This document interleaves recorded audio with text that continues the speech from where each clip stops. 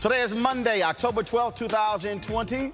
Roland Martin Unfiltered broadcasting live from Friendship West Baptist Church in Dallas, Texas. One of the super voting sites when early voting begins in Texas beginning tomorrow. Coming up on today's show, we'll talk about how critical Texas is going to be in this year's election. It is going to be a state. It is a very close state. We'll break down all the implications on the show. Also, drama out of California. Republicans are creating their own drop boxes. What the hell is going on there? Also, Amy Coney Barrett, her Supreme Court confirmation hearing begins today, even though the Senate isn't in session. Folks, early voting begins in Georgia. We got a jam-packed show. It is time to bring the funk. I'm Roland Martin Unfiltered. Let's go. He's got it. Whatever the miss, he's on it. Whatever it is, he's got the scoop, the fact, the find. And when it breaks, he's right on time and it's rolling. Best believe he's knowing. Putting it down from sports to news to politics. With entertainment just for kicks, he's rolling. It's on go, roll, y'all. It's Roland Martin, rolling with Roland now. He's funky, he's fresh, he's real, the best, you know he's Roland Martin now.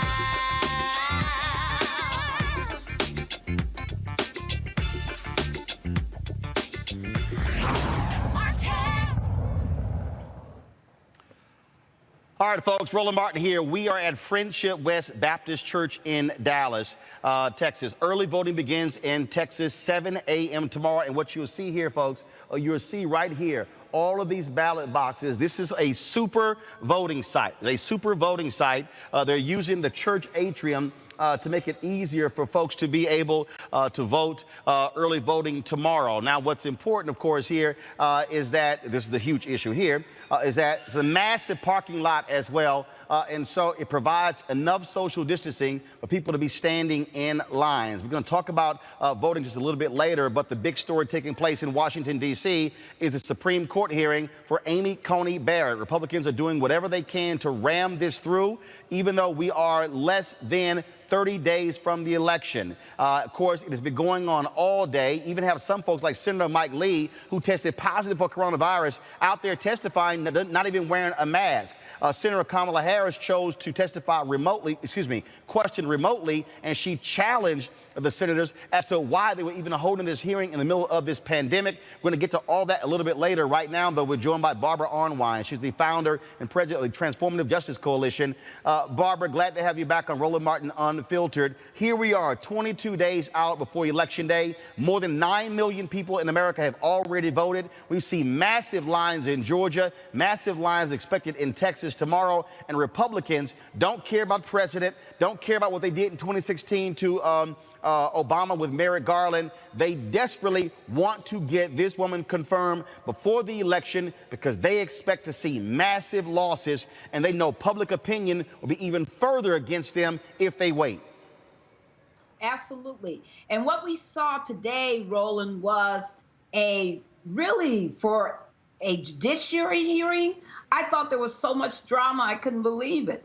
I mean, you had that incredible exchange between White House and Cornyn, where he just went all the way in. I think the Democrats did a good job, Democratic senators, of just repeatedly making sure everybody was aware that the ACA, the Affordable Health Care Act, was at stake here. And that she wasn't just chosen because they said she was first of her class, but because of her conservative views. In fact, all throughout this hearing, I don't know if all your listeners got it, but there were all kinds of code being spoken. When they said, for example, that she was, I loved it when they said that she worked for, that she worked for Lawrence Silverman. And when they talked about her being solidly shaped by Scalia. Those were code words saying she is a conservative to the T, and that she's going to be a rabid conservative. And I really felt that I was surprised, frankly, by her opening statement that she did not go further in to try to humanize herself, to make herself more acceptable, that it was so bland. It was just total white bread presentation. But I think that's because she's overconfident. Obviously, look, we see what they are doing. Republicans want to get this done. They know full well they are behind in a number of states right now. They could lose upwards of 10 Senate seats, and that if they wait until after the election, they know public sentiment will be further against them. The polls already show that most Americans, a supermajority of Americans, say this hearing should not be taking place until after a new president is elected. Absolutely. And they really aren't feeling her. I mean, every time people read about her, learn more about her, they don't see her as someone they want on that court. They do not see her as Ruth Bader Ginsburg's replacement. No matter how much they try to say woman, woman, woman, no matter how much she talks about, whatever, first she may have been, I think the people just hear something very different. They see this. They don't get it. They're saying we need stimulus help. We need unemployment checks. We need health care. We need more. And we don't need a conservative Supreme Court justice. And so they haven't helped themselves at all. I think that, this hearing has been really fascinating to watch, just how much damage I thought the GOP members did to themselves because they just cannot help themselves. And so they could not help their criticisms of Obamacare, as they called it. They could not help themselves for going in on Senator Harris, showing all kind of misogynoir war all over the place, showing that, they're black woman get in your place kind of, talk. They couldn't help themselves. And I think that the more they do this, if they keep in this vein, all this hearing will be is a big old commercial for these elections. So it is not, going to accomplish what they want. They probably will get her on the court because they have the raw numbers, right? But the public isn't feeling her. 74% more say that they don't care about, they don't like her. They just don't feel her. And I think that that's important because ultimately, when it comes down to it, these are the things that will make a difference in the future as to what happens with this court. One of the things that obviously we want to also deal with is that the reality is here. Amy Coney Barrett, and I think this is one of the things that we have to keep reminding our people.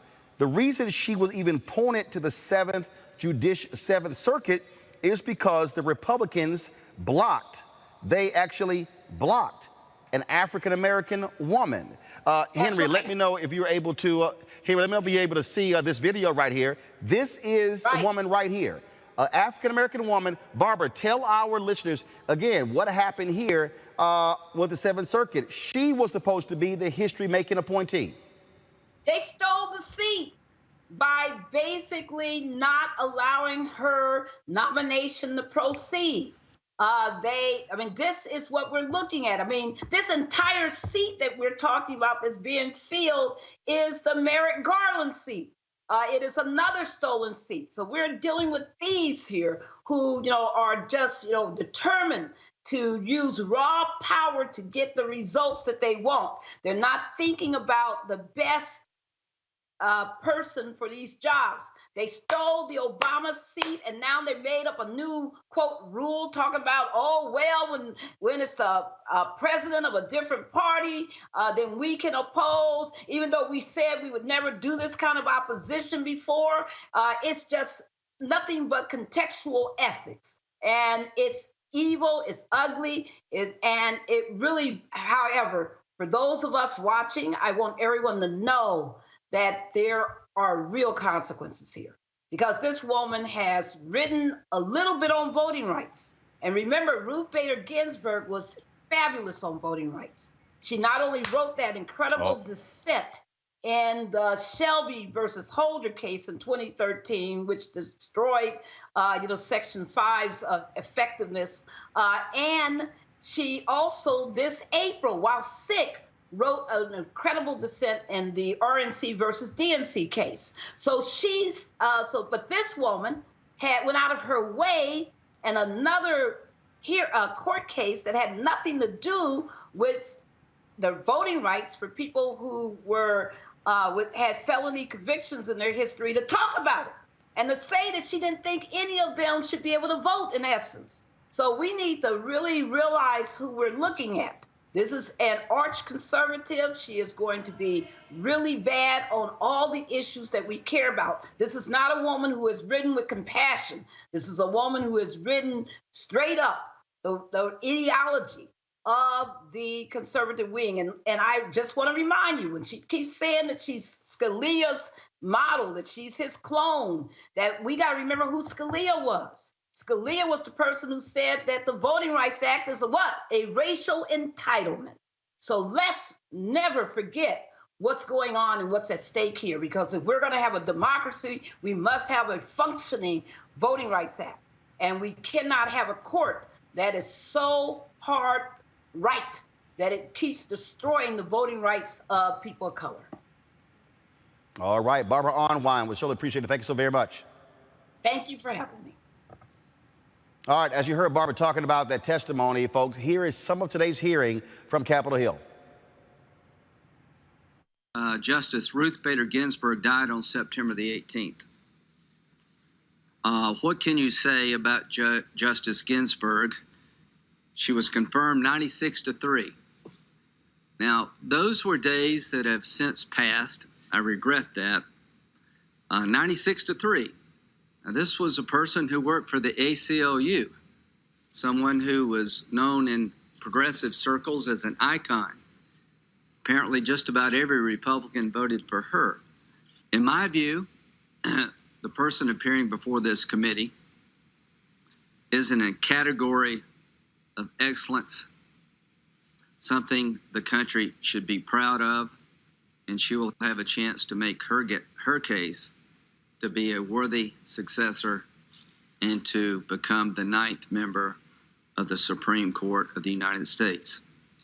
On September the 26th, Judge Amy Barrett was nominated by President Trump to the Supreme Court. When the president offered me this nomination, I was deeply honored. But it was not a position I had sought out, and I thought carefully before accepting. The confirmation process and the work of serving on the court, if confirmed, requires sacrifices, particularly from my family. I chose to accept the nomination because I believe deeply in the rule of law and the place of the Supreme Court in our nation. I believe Americans of all backgrounds deserve an independent Supreme Court that interprets our Constitution and laws as they are written. And I believe I can serve my country by playing that role. I come before this committee with humility about the responsibility that I have been asked to undertake, and with appreciation for those who have come before me. When I was 21 years old and just beginning my career, Ruth Bader Ginsburg sat in this seat. She told the committee, "What has become of me could only happen in America." I have been nominated to fill Justice Ginsburg's seat, but no one will ever take her place. I will be forever grateful for the path she marked and the life she led. If confirmed, it would be the honor of a lifetime to serve alongside the Chief Justice and 7 Associate Justices. I admire them all and would consider each a valued colleague. Senators who clearly set out that a precedent that the president in an election year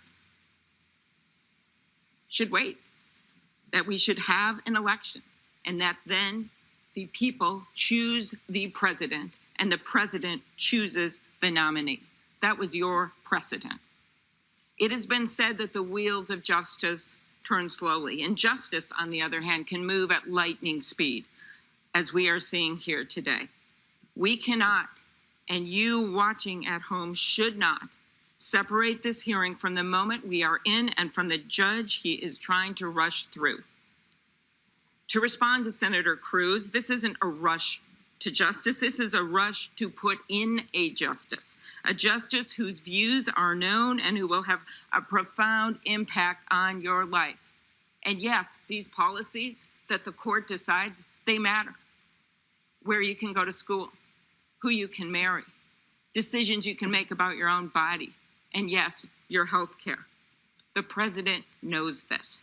If you were watching today's hearing, and some of the statements made by some of my colleagues, in fact, if you were to look at any of the countless posters put up in here, you'd think that this was a political discussion, a policy discussion, a legislative discussion. You, in fact, are not being reviewed for a legislative position or a policy-making position. You're being reviewed for a position on our nation's highest court, where you'll be asked from time to time to decide cases based on the law, based on the facts. This is not something that should result or properly should be considered by us as something that requires us to examine whether, to what extent, in what way you have compassion for any of the individuals depicted in these photos.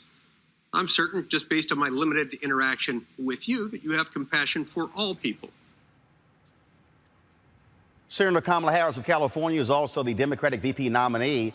She asked her questions, and she spoke remotely because she did not want to be in the room of the Senate Judiciary Committee, where two Republicans on the committee who were sitting in the room tested positive for coronavirus and refused to go into quarantine. Here's what she had to say.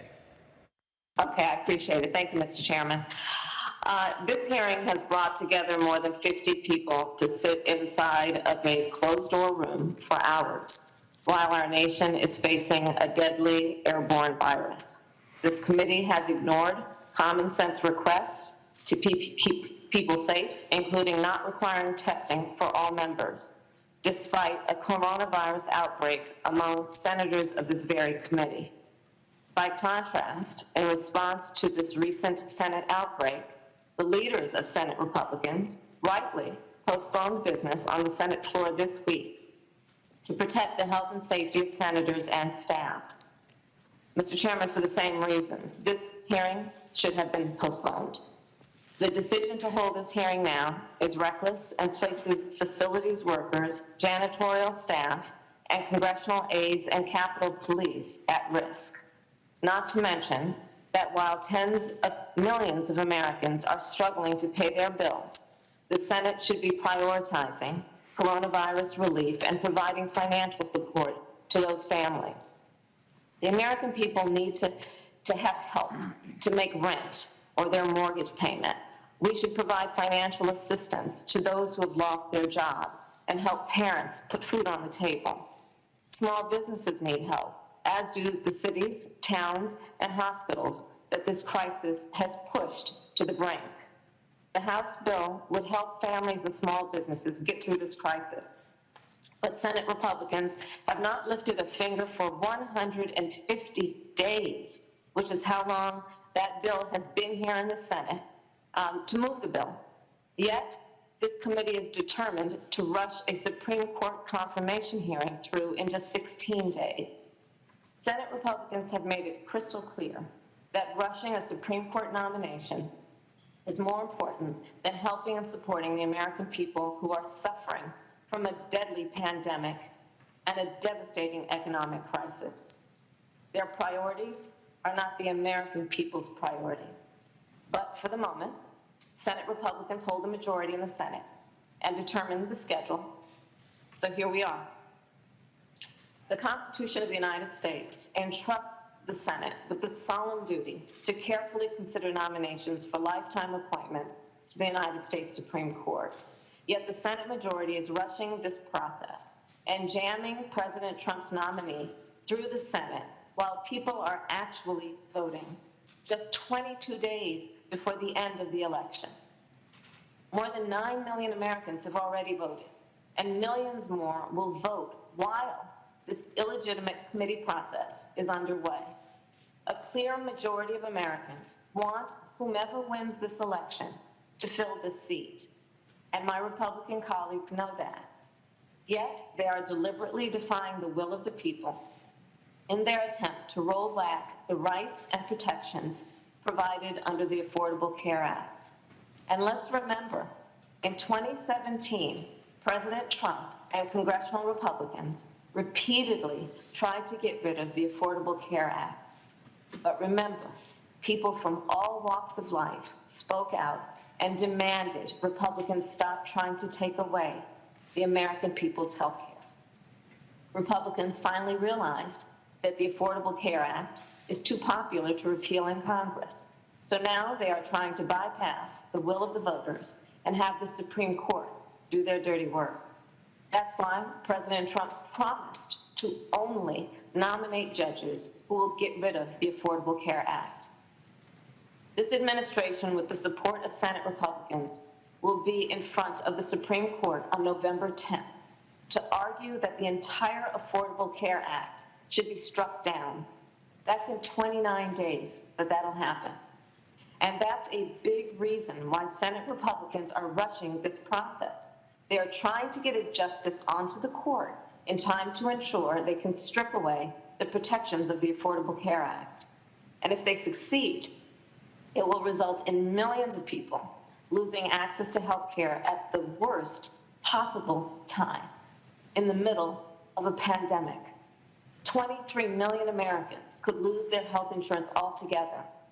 If they succeed, they will eliminate protections for 135 million Americans with pre-existing conditions like diabetes and asthma, heart disease, or cancer, a list that now will include over 7 million Americans who have contracted COVID-19. Insurance companies could deny you coverage or could sell you a plan that won't pay a dime toward treating anything related to your pre-existing condition. If the Affordable Care Act is struck down, you will have to once again pay for things like mammograms and cancer screenings and birth control. Seniors will pay more for prescription drugs, and young adults will be kicked off of their parents' plans. And these are not abstract issues. We need to be clear about how overturning the Affordable Care Act will impact the people we all represent. For example, Micah, who is 11 years old, and she lives in Southern California. So Micah enjoys being a Girl Scout, and ice skating, and reading, and eating pasta, and baking. Her mother says the only reason Micah is able to live her life as she does now is because the Affordable Care Act guarantees that her health insurance. She goes to multiple specialists throughout the year and gets an MRI with anesthesia every 6 months. At just 11 months old, Micah's family had already hit $50,000 in medical expenses, and her biannual MRI cost were $15,000 a session. And so, correction, by 11 months old, her family had hit $500,000 in medical expenses. If Republicans succeed in striking down the Affordable Care Act, insurance companies will be able to deny coverage for children with serious conditions, children like Micah. And parents, well, they'll be on their own. No one should face financial ruin to get their child or their spouse or their parent the care they need. And no family should be kept from seeing a doctor or getting treatment because an insurance company says that the treatment is too expensive. In America, access to health care should not be determined based on how much money you have. Health care and access to health care should be a right. Micah and millions of others who are protected by the Affordable Care Act know this is fundamentally what is at stake with this Supreme Court nomination.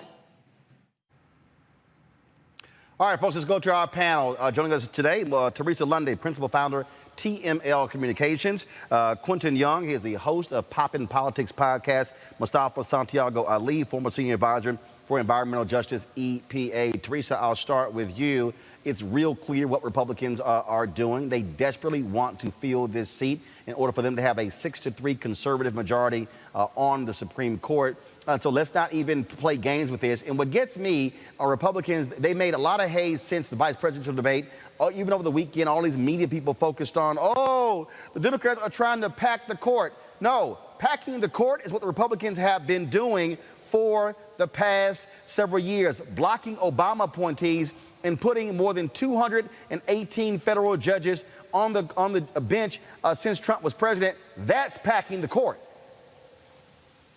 Yeah, I mean, also packing a court with individuals who don't look like you or myself, who are fully qualified and authorized to do the work of the people. But I think most of it, really comes from this expediency that I think the American people really need to be concerned about, especially listed, by Senator Kamala Harris, regarding some of the issues with COVID-19 and some of those pre-existing conditions. I'm sure we all know someone, that has those serious pre-existing conditions. And again, in 29 days, that decision will be made of how the Affordable Health Care Act would streamline some of these decisions and, possibly Roe versus Wade. So I think we really need to all be taking a serious look at what's going on in these Senate hearings, but also understanding that this process, Republicans are really thinking about the long-term gain. And that long-term gain is lying on the back of President Trump. And honestly, I just feel like they don't care if he loses or not, but they need to get their agenda across while he's in this position. And so that's essentially what we're seeing. We are seeing this, it was like rat race almost. How quickly can we stir the pot, and how quickly can we put those who shouldn't be in position without proper protocols and not. So, I'm hoping for something different. But again, this is the right-left agenda. Mustafa, look, Republicans have the votes to actually get her confirmed on the court. But this is the thing that I keep saying. This is where Democrats have to play hardball. They keep trying to make Biden and Harris answer the question, will you pack the court? They shouldn't answer the question. We know they're going to vote. But again, Democrats had better be fully prepared when they get control to actually use power as ruthless as Republicans are doing it. Right. They set the precedent. So now you're going to have to deal with the outcomes of what you have put in motion. And Democrats have to continue to hit on, this is about health care, this is about climate, this is about voting, and of course all of this is tied back into COVID-19. And what's going on across the country is that people are actually paying attention to the courts now. We know folks just have not been as engaged on the courts as they should have been. We talked about it on the show, from the Supreme Court all the way down, how incredibly important these positions are, because, they're interpreting, what the laws are. And whether you care, almost every issue that you care about is going to roll through the courts, and it will either be in a positive way of helping to improve what's going on in your life, or it's going to have significant impacts. It may shorten your life, or it may extract wealth from you. So folks have got to pay attention, and Democrats have got to continue to anchor this in the reality of what's going on in people's lives and these decisions that these judges are making. Quentin, I'll go to you here again. Look, we're going to see this thing happen this week. We know exactly how this thing is going to end up unless something catastrophic happens. But Democrats must use this opportunity to really lay down the framework, pin her as aggressive as possible. And you know what? And I'm really sick of all this stuff. Keep talking about how she's a mom, how many kids she has. That has nothing to do with whether you're going to be a Supreme Court justice, okay? My mama got 5 kids, all right? But that ain't got nothing to do with somebody being appointed to the Supreme Court. I mean, they're trying to find some kind of way to humanize her, but to be honest, I mean, these are the political issues that people are concerned with. This is why people don't feel like they should vote, because there's kind of political corruption going on. They knew what they were doing the whole time. They had plans on doing this when Obama was in office. They've been waiting on Ruth Bader Ginsburg to pass on the whole time. They've been talking about putting their circuit court judges there because they know the cases aren't going to make it. They know that they've been packing the court. They know what they said before, but they had a whole intention to make sure that they could get this done. And Ruth Bader Ginsburg held on for as long as she can, but unfortunately she passed on, and they're going to close the deal. And it's unfortunate. And the thing about it is it's really going to affect the American people, because a lot of people have pre-existing conditions. A lot of people will lose health care. Before Obamacare, I mean, health care was kind of a second thought, even kind of out of mind, like something that you just wouldn't have. And it just really bothers me how you have these elitist politicians making decisions on the lives of average people. All right, so look, we see what's going to come down next. First of all, I'm losing Quentin's audio there, but here's the deal here. When we talk about this is going to go until Friday. It's going to go until Friday. I think what's important, we're going to have civil rights folks testify as well. This is how you lay the groundwork for what you do next. I fundamentally believe, and I don't care what Republicans have to say, Democrats should increase the number of justices on the Supreme Court because Republicans have done. And Teresa, this is real simple. Republicans in Arizona 3 years ago added and they increased justices to the Arizona Supreme Court. They had a scandal in West Virginia. What did they do? They got rid of the entire Supreme Court. The Democrats had a majority on the Supreme Court, replaced them with Republicans. North Carolina, they tried to strip the North Carolina State Supreme Court of most of its powers by shifting it to a lower court. When the Democrats got a 4-3 majority on that court, they now have a 5-2 majority. And in Pennsylvania, when they ruled against political gerrymandering, the Republicans wanted to impeach the Democratic Supreme Court justices in the state of Pennsylvania, in your particular state, Teresa. So look, I have all these Republicans who are complaining about court packing. They said nothing when those things went down, and Democrats should say, when we get power, we're going to use power. Listen, this is chess, not checkers. And so every move that is going to be made between now and then, you know, I am so in agreement with Vice President Joe Biden. All right, Henry, when you switch, when you take it, no, yes. Yes, and Senator Kamala Harris, I am in agreement with them as they look to not answering the question about packing the court, because quite honestly, you don't let the next man know what your move is. Allow them to assume, and then you take power. That's how chess is played, and that's how it's always as the cards have been dealt. But as we, kind of look forward into what the future looks like for packing the court and unpacking what that looks like, it really is a numbers game. Right? Who has the votes and, who can challenge the votes, and understanding that this has happened in other states. As you said, Roland, in other states across the country, this has happened and no one has said anything. Everyone has been silent. I mean, there has been some advocacy on this issue, but it has never gotten to the national precedent as it is now, because they understand this is the Supreme Court. So again, we're going to have these issues, but I do believe, the American people definitely need to step up, stand out, right, whoever our senator is, and honestly get those out of power, because this is election season. Get those out of power who has been in power, who wants to decide these type of unprecedented policies and agendas on our family and our next generation.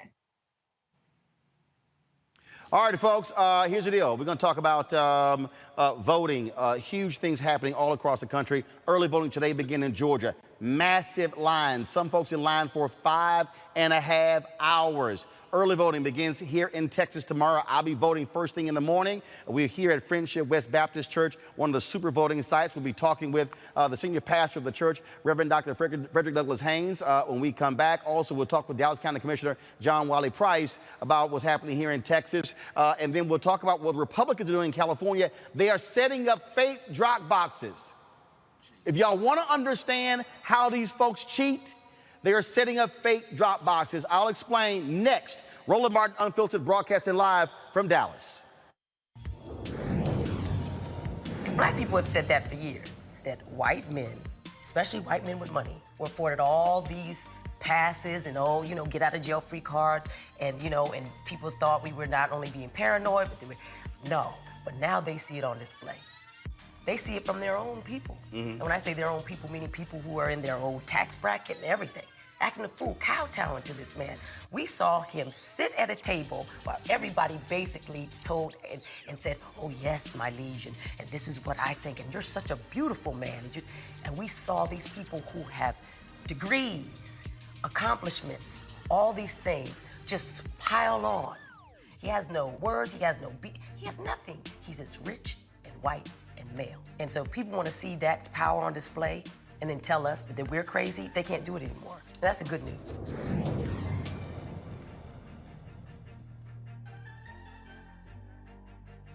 Yo, it's your man Dion Cole from Blackish, and you're watching Roland Martin, Unfiltered. Stay woke.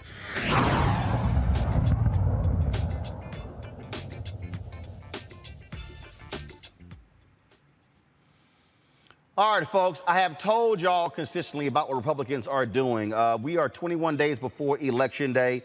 Please, I want you to do this here. We, of course, emphasize, I want you to go to vote.org, vote.org, to double-check your registration. Deadlines to register. We are not there yet. We still have deadlines, and so you can still get registered to vote. But as you see right here, go to vote.org. You can actually check your registration. You can, of course, go on their site. You can register to vote.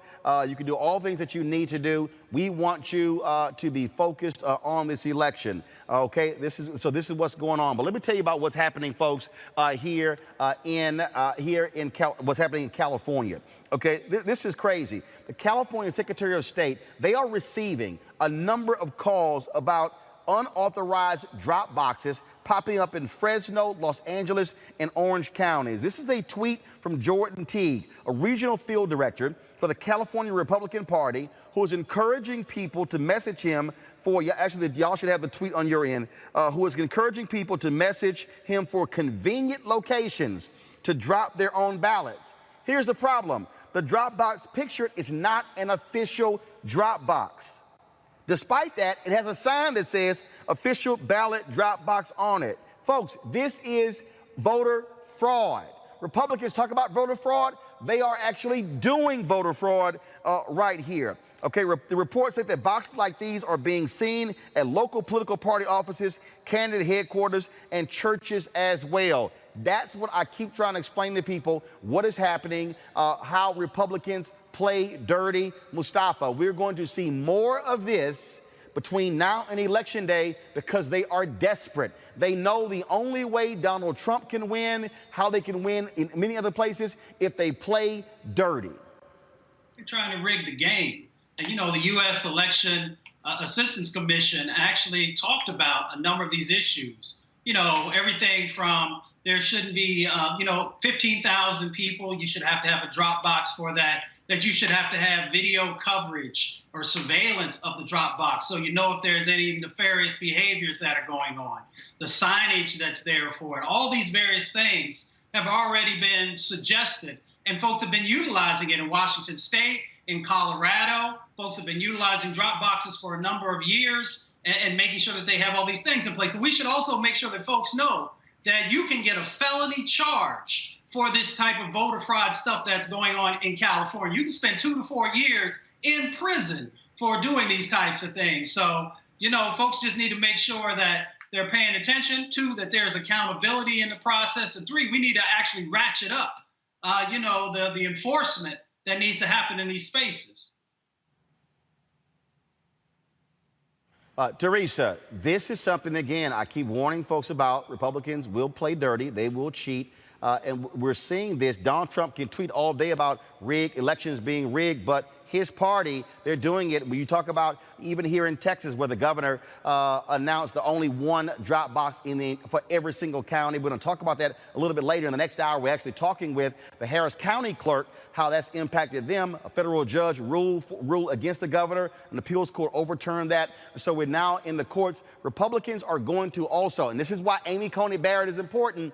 They want, and why she's important, those 218 federal judges, Teresa, because they want to use those federal judges to rule in their favor. That's why I need all these people to watching, stop being stuck on stupid and act as if the president doesn't matter. President appoints federal judges. Senate confirms federal judges. When you sue voting issues, you're going to go to federal courts. And so to act as if you care about local issues and you can ignore the top of the ticket, that's nonsense. It all is intertwined, Teresa. Absolutely. And you know what? Republicans are really showing how desperate they are to maintain power. It is a very disturbing understanding right now of the way that they have been moving into politics. Their politics is really showing exactly what the Democrats have been saying the entire time, that, look, you know, they are not playing by the rules. They do not care about the American people. We are seeing white privilege and privilege in general moving at a high rate that is affecting each and every one of us.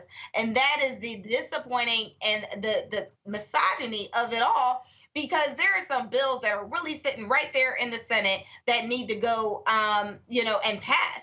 Right, with Donald Trump's signature, where he can hold up the folder and say, look what I did. But that's not happening. We no longer are getting the front view seat of the executive orders. What we are getting is Republicans desperately trying to essentially pack their own and use by any means. Donald Trump just got finished putting a tweet out, and of course the standard operating procedure is about fake news, but this one's about he made a precedent to actually say Fox News has been putting out more negative advertisement, and this is like in the last 20 minutes, more negative advertisements against him than any other network.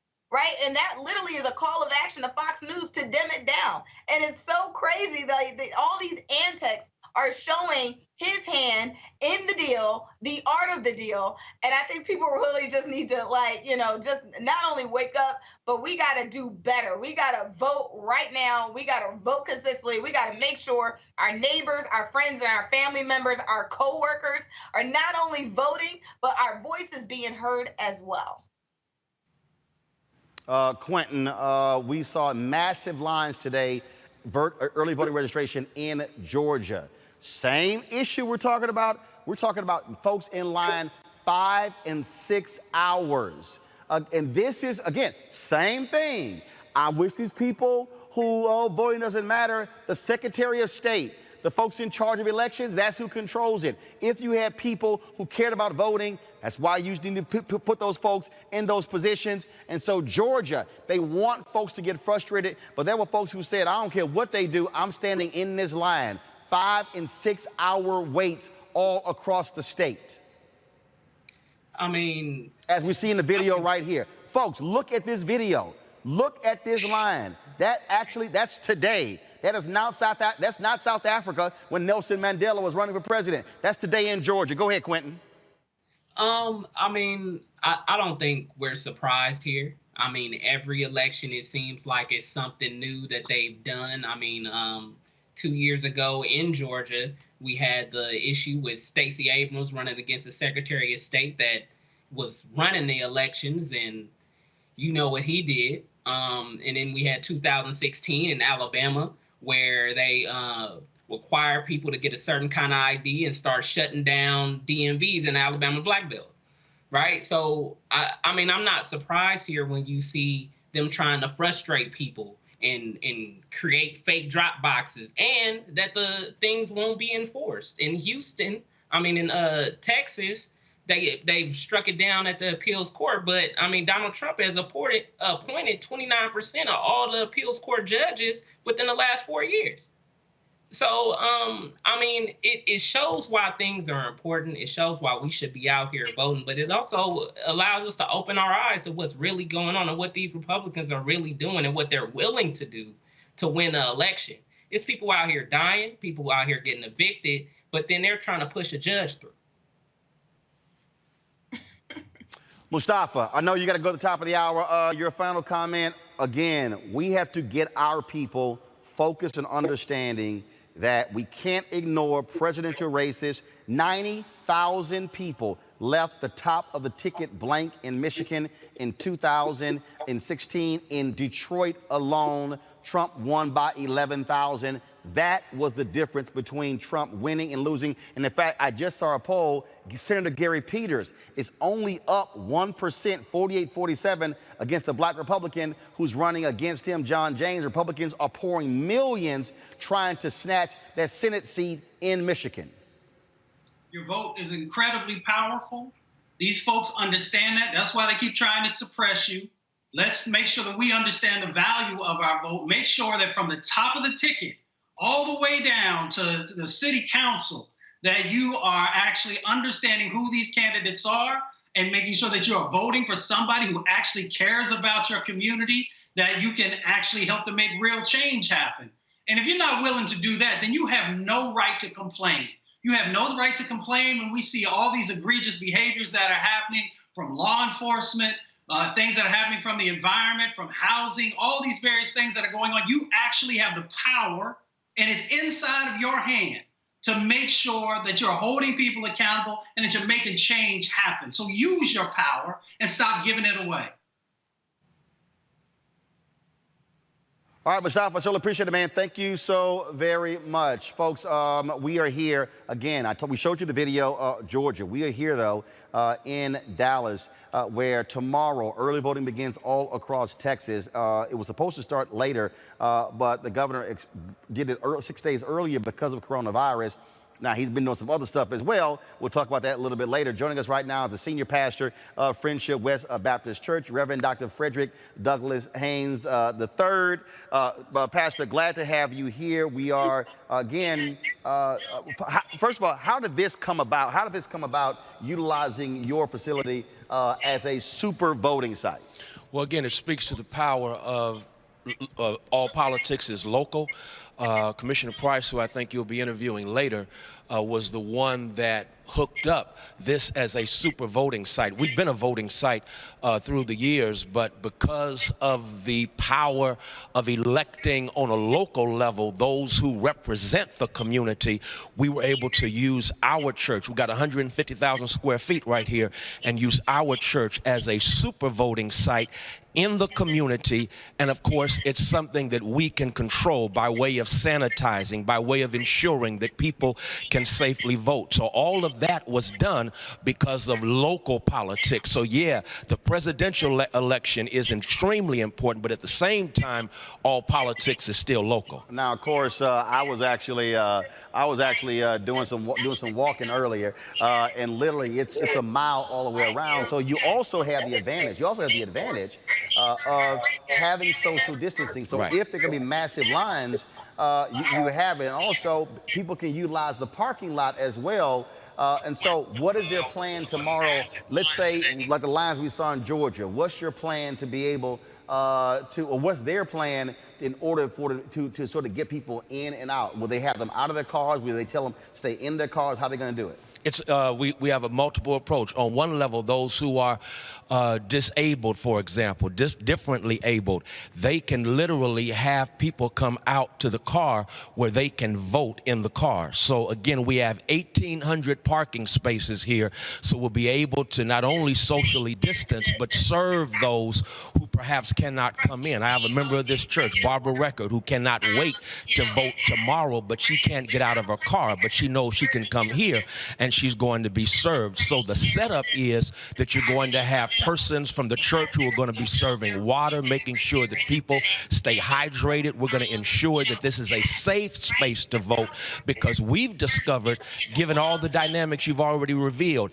if you're going to vote, you got to have a plan. But the community has to have a plan as well to make sure that we can all vote safely. I'll tell you this here, it was so interesting because when I was getting my morning walk in, it was an old black woman with a beat up car with a handicap sticker, and she was driving around the parking lot, and she said, is this where voting is tomorrow? Right. And I told her, yes, it is. And she said, do you know how they're gonna do it? I said, ma'am, I don't know. They're setting up right now. But she did her own pre-check. Oh, yeah. Oh, yeah. I mean, and so are you hearing that as well, where folks are really, just like we're seeing in Georgia and other places, they are absolutely fired up to vote tomorrow? To vote tomorrow, to vote early. I mean, and not only that, but they're planning how they're going to strategically come up with the ability to vote. So the powerful thing is, man, there's an energy about this election that I think the Republicans have a right to be scared about. That's why they're playing ruthless chess, while we're busy playing checkers. But the beautiful thing is we've got an energy, and with the enlightenment that programs like yours give, we can start playing chess as we deal with these ruthless Republicans. Also, I think one of the things that we also are seeing and experiencing, we are seeing where we're actually seeing African Americans not just say my vote matters. We're seeing them also acknowledge that I got to grab other people as well. Right. I think, and look, I've done this a whole lot. I think people this election are even more attuned to the issues top to bottom. Normally in a presidential election, it's all about the top. But here in Texas, Democrats could very well not take over the Texas House. You have a lot of other local races. There's a black woman in Galveston who's running for a judicial position. Will be the first African-American woman elected as well. In 2018 midterms, when I went to Houston, I helped out 18 black women who won judicial positions all across Harris County as well. We'll be in Harris County tomorrow at the Fountain of Praise Church with Black Voters Matter. And so what we are seeing again, and I think this is where the constant voter education comes in, letting our people know it matters top to bottom.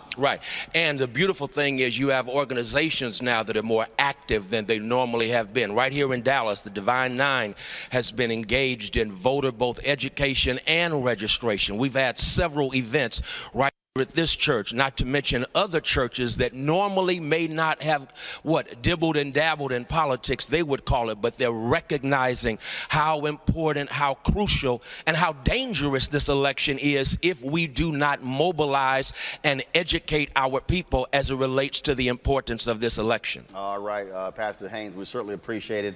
First of all, glad to see Friendship West is doing this. Glad you also allowed us to do the show from here. And just so some of y'all know, I used to be a member here. Thank you. So my ties also made this possible. That's right. So just want to let y'all know that. Say that. And I love your microphone too. Yeah, I figured you would. I love your microphone. You know what? I was going to do that one myself.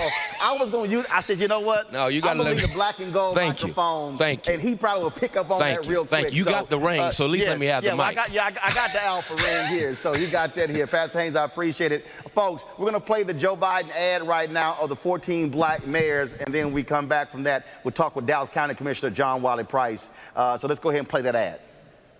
Black women have always been on the front lines for social justice. It's what we do. We organize, make phone calls, and yes, we run for office. All while being fly. We stand up to systemic racism, fight for health care and justice for all our citizens, and use our power, our right, our responsibility. Black women, let's vote. Vote for Joe Biden and Kamala Harris. Your turn, fellas. Okay, we got this. Fellas, brothers, we've heard our sisters, our mothers, our wives and daughters cry out for equality. Equality. All across this country. And now it's our turn. Our responsibility to take our power back. Black women vote more than black men. And it's time we change that. Don't give your power away. Every single vote counts in this election. Show up. Show out. And vote for Joe Biden and Kamala Harris.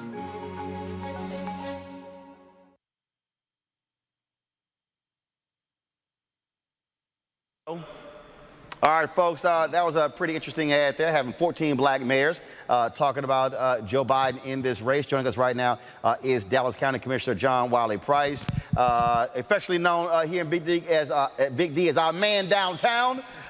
It has been an unbelievable election, Commissioner Price. Already, look, you've seen lots of different races. Have you seen anything comparable to this level of energy? I would dare say even factoring in Obama in 2008. Not since Obama in 2008. In Dallas County right now, we have 1,300,000 individuals who are registered to vote. That's 100,000 more than we had in the last presidential election in 2016. The thing that bothers me, and I'm saying to African American people, we have seen since 2012 our voting decline in this state. There is nothing more at stake. You talked about the presidential race.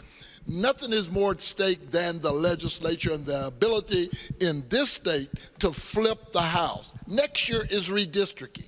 We live with what the state legislators around this country do for the next 10 years. They will side congressional races. They will state house. They will do Senate. They do that. Commissioners do their own races. School districts do theirs.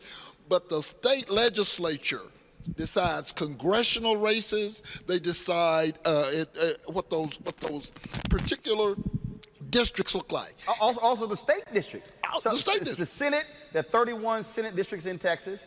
Then you have the House districts as well. They decide all of that. 150 House districts, and then we're expected to pick up about 4 new congressional districts. So it'll decide what those districts are like, because we haven't seen our population in terms of African Americans expand in the state of Texas. So how they draw the districts make all the difference in the world. Let me just tell you, with the whole mail-in ballot piece, and I know there are people that are just flinching from that whole mail-in ballot piece. In Dallas, we had about 260,000 people of the 1.3 million that's 65 years of age and older. And so we mailed them a ballot. Right today, we've picked up about 126,000 applications. People have said, hey, I want a mail-in ballot. The problem is that we've only seen about 20,000 to date return, okay? Now, if you fool around and jack around and don't get that ballot back by Election Day, that's a drop-off point you were talking about. We only have one in Dallas, and that's at the elections wow. However, if you take your ballot to the post office, you can have them postmark it. As long as it's postmarked, we have to consider that. We spent $32 million buying new machines and making sure you can go and vote anywhere. You don't have to go back to your precinct, not even on Election Day. You can vote anywhere in Dallas County. And so the polls are going to open. We expect you to be there. Today, there were 1 million telephone calls from registered voters across this state, 1 million.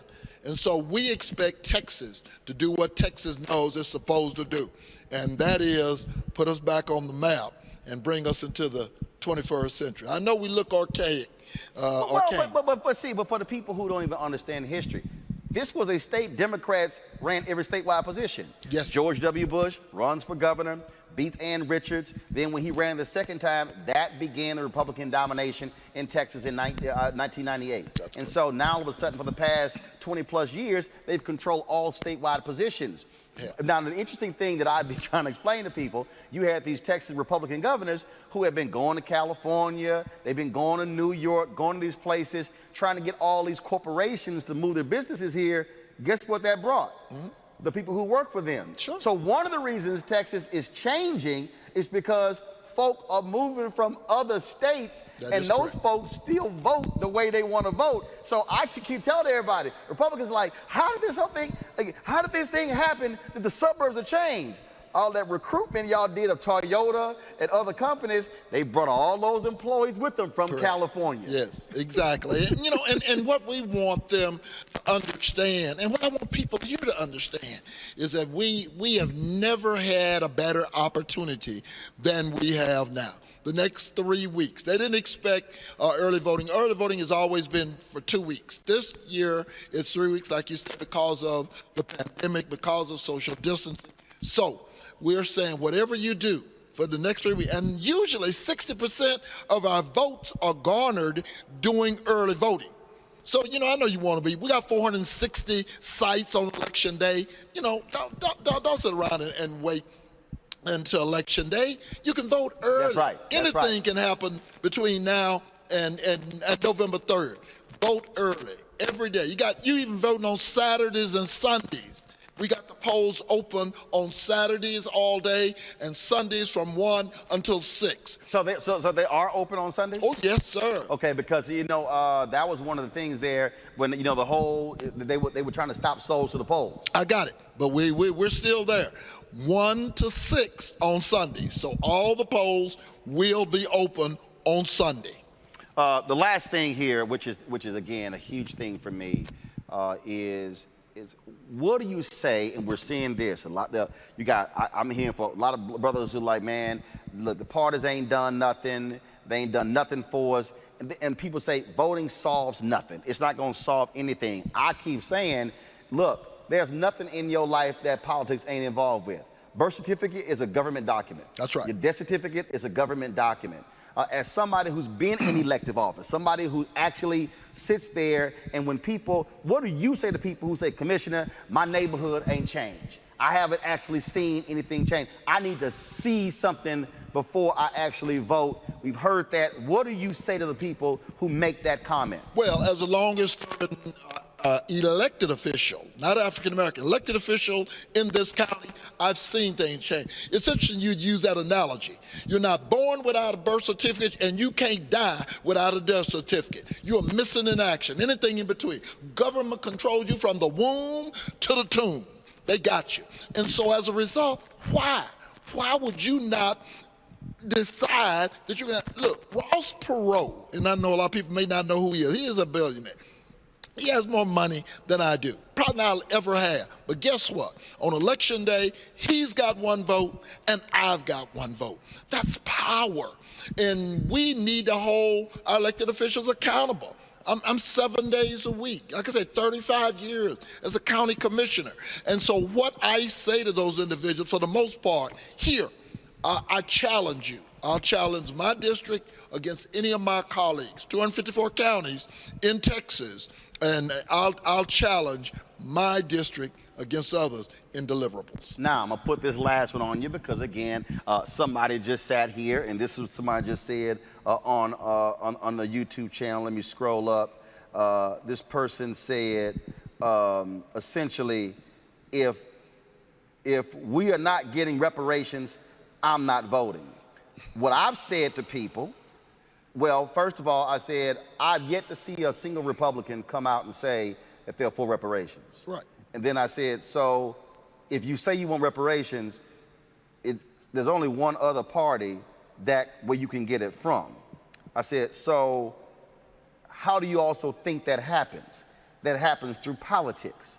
So if you don't elect, if you want reparations, and if you don't elect somebody that might deliver that, you saying I'm not going to vote actually goes against the very thing you say you want, because otherwise you ain't gonna get it unless it happens through politics. So the logic to say I'm not going to vote unless I get it, you ain't gonna get it unless you vote.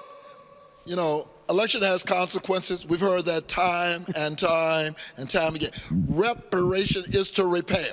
And one of the things that we need to do is once we get people in office, we need to make sure that we are able to begin to bring to the table that ability to get our part of the American, so-called American dream. And so whether it's a Toyota moving here, relocating, what does that mean for our community? And I think that's on us. That's our accountability factor. You know, if we're going to have second chance program, we've got to carry that ball. Okay, I'm not expecting nobody else to carry that ball for us. And so it's up to us to create programs where we get those individuals formally incarcerated, you know, OSHA 10, OSHA 30 certifications. You know, we've got to do that.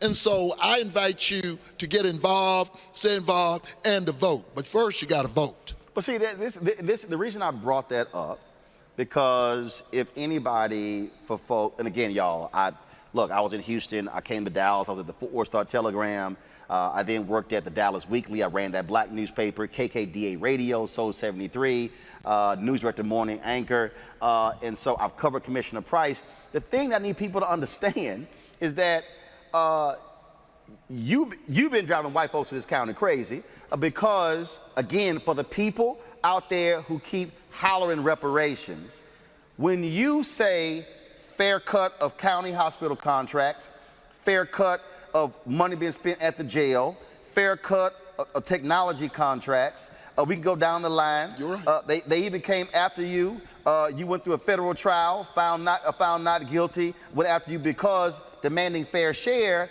So the reality is, for the people, again, who are not understanding, when you use political power to say, no, if you're spending billions, we're going to get our piece of that, that's using the political power. So to me, it's illogical when somebody says, I'm not going to vote, because if you don't vote, that means that we don't put somebody like you in office, so we're going to get somebody else. So how you think you're going to get something if you don't put the people in place who can actually create the kind of opportunities for us as African Americans? When I look at what's happening in Congress, look, you ain't got to love Joe Biden. You ain't got to love Kamala Harris. But I can guarantee you, you are going to see different federal judges. You're going to see different contracts. You're going to see different folks in place in all those federal agencies than you see from Donald Trump. To me, this is not hard. As you said, it's not rocket science. All we've got to do is use what's in our hand. I don't want to, I'm in the church, so I'll use the Moses theory. Moses, what's in your hand? And what's in our hand is the vote. That's the power. We can decide that we're going to open that Red Sea, or we can sit there and look and wait for Pharaoh to catch up with us. But, you use that leading to election day, but this is the key. After the election is over, you can't disappear. Oh, no. See, that's the other thing I keep trying to tell our people. You got to make sure, they're coming to commissioner's court saying, we got your back. Going to the school board saying, hey, we got your back. Or we're watching, going to state house, Capitol House. That's also what I'm saying. The folk who get stuff don't just stop when the election is over. Well, and we look at strictly elected politics, Roland. That's my problem. Let me tell you something. The most powerful board in this region is the airport board. There you go. You know, billions of dollars. Not only are they constructing, but this board is an appointed board. You know, when you look at the hospital district board that we control, that's an appointed billions of dollars, not only in construction and building in the community and building health centers, but who builds them? Who builds them? Right here at Friendship West, right down the street. I don't know if you saw my new government center here. My new sheriff's center is being built right less than 400 yards from here right now. A new county government center in the African American community. Now that's an anchor. And can you imagine what's going to happen between here and Friendship West in the next few years with all that land? My problem is it's politics. I decided it's going to go there. You know, if you look at that center, you're going to see African Americans financed it. You're going to see African Americans, for the most part, are constructing it. You're going to see. That's what we did when we broke ground. We were able to show that. And so that's what you see when you get people that you know that you can hold accountable. Right, and that's when we talk about jobs, contracts, being able to deliver, and then now you take that and you replicate it all across the board. And so then when the companies want to say we want to move, and you say, okay, well, you're looking for incentives, what do we get? Don't just simply look for tax breaks. What do we get as a part of that? Are you going to hire our people? Are you going to have programs with HBCUs? Are you going to have programs with our black high schools? That's why I try to walk our people through that we got to take this thing called voting and we got to drill, or as one person, we got to be deeper than mustard on a hot dog. Yeah. We got to drill a lot deeper so people go, oh, hold up, wait a minute, are you saying that connects to that? Yes. Yes, precisely. Parkland Hospital. They will tell you the number one thing we talk is about black nurses. Prairie View has one of the premier black nursing programs in the country. It's a land grant institution. And as a result, we tell Parkland, hey, you need to recruit. You black nurses, we want to see some more black nurses. By the way, nurses run hospitals, not doctors. Nurses do.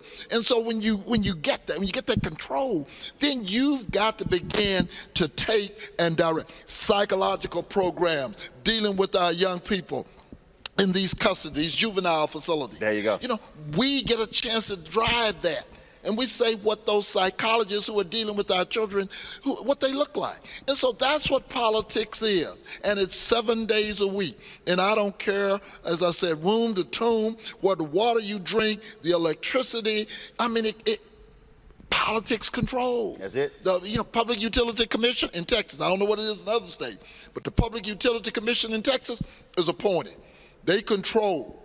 And they control utility. Railroad Commission controls. I know it sounds like railroad, but it controls. And when you look at transportation, and just railroads. Oh no. They believe me. They don't just control railroads. And transportation. At the end of the day, the transportation in the TxDOT, Texas Department of Transportation, billions of dollars. You know, we're sitting right now between 3 of the top interstates in the country. 35, 45, and 20. 20 is right here, less than 100 yards from here. Yeah, I can look at it right now. There you go. and the point is that's what of the top 10, that's 3. And we're sitting in the middle of it. So what does that mean? The southern sector of Dallas is larger than the entire city of Atlanta. And black folks dominate the southern sector of Dallas. I've got 700,000 acres in a place called the Dallas County Inland Port.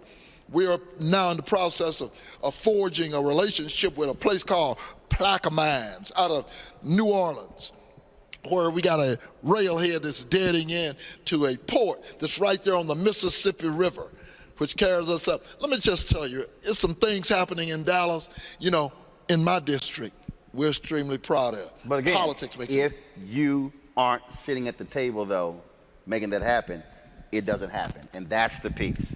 That's the piece. Dallas County Commissioner John Wiley Price, we certainly appreciate it. Thanks so very much for joining us, Roland Martin Unfiltered. Thank you. All right, thanks a bunch. All right, folks, got to go to a break. When we come back, we talk about the Jacob Blake case out of Wisconsin. There's another African-American shot and killed by cops. His parents and family, they've been protesting. They've been arrested. We will talk to his mother and their attorney next on Roland Martin Unfiltered, broadcasting live from Dallas, Texas. When you have the platform in entertainment, I do believe it's important to use it, because the same people that will buy the movie ticket or stream the album or go and support the book, they're the same people. They're voting for what they want to see in entertainment. And now, to me, it's about using the platform to say, hey, it's not just about an entertainment vote, it's about a vote that actually is going to affect the very trajectory of your life.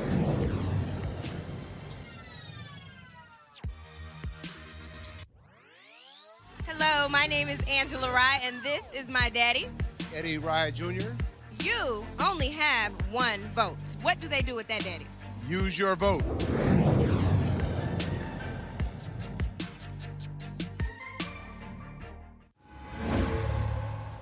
All right, so a lot of y'all always asking me about some of the pocket squares that I wear. Now, Robert don't have one on. Nope. Now, I don't particularly like the white pocket squares. I don't like even the silk ones. And so I was reading GQ magazine a number of years ago, and I saw this guy who had this pocket square here, and it looks like a flower.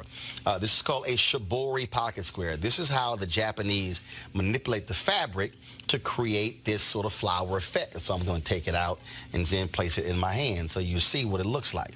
And I said, man, this is pretty cool. And so I tracked down, it took me a year to find a company that did it. And so they make these about 47 different colors. And so I love them because, again, as men, we don't have many accessories to wear, so we don't have many options. And so this is really a pretty cool pocket square. Now, what I love about this here is you saw when it's in the pocket, it gives you that flower effect like that. But if I wanted to also, unlike because if I flip it and turn it over, it actually gives me a different type of texture. And so therefore it gives me a different look. So there you go. So if you actually want to get one of these shibori pocket squares, we have them in 47 different colors. All you got to do is go to RolandSMartin.com/pocket squares. So it's RolandSMartin.com/pocket squares. All you got to do is go to my website, and you can actually get this. Now, for those of you who are members of our Bring the Funk fan club, there's a discount for you to get our pocket squares. That's why you also got to be a part of our Bring the Funk fan club. And so that's what we want you to do. And so it's pretty cool. So if you want to jazz your look up, you can do that. In addition, y'all see me with some of the feather pocket squares. My sister, who's a designer, she actually makes these. They're all custom made. So when you also go to the website, you can also order one of the customized feather pocket squares right there at RolandSMartin.com/pocket squares. So please do so. And of course, it goes to support the show. And again, if you're a Bring the Funk fan club member, you get a discount. This is why you should join the fan club. All right, folks, I want to go back to our panel. Let me bring in Teresa and Quentin. And Quentin, what Dallas County Commissioner John Wiley Price said, I'm so glad he did, because connecting the dots. And that's what I need our viewers to understand. We have to connect the dots when it comes to politics. Right. It's actually really interesting, and I really enjoyed the things that he was saying, and really discussing how much money there is for Black people to take advantage of, and other minorities as well, right? These cities and these states and even the federal government have contracts going out all the time. Who do they give them to? When new housing developers come, who has the discussion with the housing developer saying that we have to set aside a certain amount of units to be affordable? Like he said, are you guys going to recruit at Prairie View to get Black nurses in? Those are the things that we need our politicians to be having conversations about, right? And that's what we need to look for. And that's what we need to ask for. So like you said before, past the election, we need to make sure that we own them. We need to make sure that they know, like, hey, we watching and we want results, right? So his conversation and the things that he was saying were awesome, really. And I love to see the things that Dallas is doing. First of all, Teresa, what he said is not just limited to Dallas County. We see this all over the country, and I think for a lot of our folks not really understanding politics, when it comes down to billions. The New York Times over the weekend had this story that talked about all of these people who were giving money to Trump and becoming members of Mar-a-Lago, and this one guy was looking for $5 billion from the energy department, and another guy was looking for billions, and somebody else, and they were talking about billions of dollars. If we are not in those positions, we can't get that money. Absolutely. And part of the other conversation is if we're not in the building, we at least have to be at the table, which means we have to be invited to be at the table. So some of these resources that are delivered and the contracts that are coming down the pipe is about the connection of the dots. Again, I said it earlier, this is chess, not checkers. So positioning your bishop, positioning your rook, is very important in order to understand, what the dynamics are, especially the lay of the land, in order to get some of these politicians in gear and get some of this legislation, but more so getting some of these local contractors and building trades an opportunity for them to get to know, kind of who we are and what the platform is, kind of moving forward. But again, it's really about the politics. So it doesn't show there is a divide, but it's the relationship within that politics and understanding that it's an educational forum in order for the connectivity to happen to be economically stable. All right, folks, we're going to talk about this next story. A police officer in Wauwatosa, Wisconsin, he is not going to face any criminal charges in this fatal shooting of 17-year-old Alvin Cole. In a letter, Milwaukee County District Attorney John Chisholm wrote that there was enough evidence that justified the deadly force of Officer Joseph Mensah. Now, first of all, this is a Black officer, and so, folks, it is an unbelievable story. A little bit later in the show, we're going to actually talk with the mother and the attorney of this particular story. Again, it was just an unbelievable story, and so we're going to share that. So we're getting those folks on the phone to actually talk about that. But right now, we want to continue. Yeah, we're going to discuss that story in the next 10 minutes. But first, we want to talk about this voting story here that is out of Harris County. You heard me talk about Texas Governor Greg Abbott limiting one mail drop box to each county. Well, Harris County and others, first of all, the lawyers community and others, have been suing the governor. A federal court over the weekend said the governor was wrong. They appealed. The appeals court said they reinstated the initial ruling. Chris Hollins, Chris Hollins is the Harris County clerk. He joins us right now. Chris, how you doing? I'm doing well. Thanks for having me this evening.